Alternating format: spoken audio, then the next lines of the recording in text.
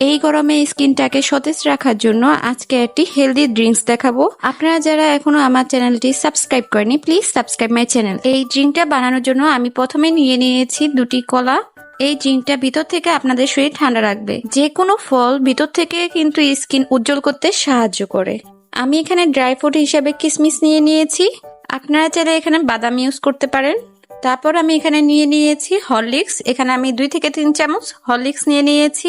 এই ড্রিঙ্কটা কিন্তু আপনাদের ওয়েট গেইন করতেও সাহায্য করবে। যারা ওয়েট গেইন করতে চাচ্ছেন তারা কিন্তু এই ড্রিঙ্কটা আপনারা বানিয়ে খেতে পারেন। তারপর আমি এখানে 1 গ্লাসের মতো জল অ্যাড করে নিব। এইগুলা ভালো মতো একসাথে ব্লেন্ড করে নিতে হবে। আমি একটি গ্লাসে কিছু বরফের টুকরা নিয়ে নিচ্ছি। খেয়াল রাখবেন পেস্টটা যেমন খুবই স্মুথ হয়। That's it. রেডি হয়ে গেল আমাদের হেলদি সামার ড্রিঙ্কস। আপনারা চাইলে এখানে হরলিক্সের পরিবর্তে দুধও ইউজ করতে পারেন।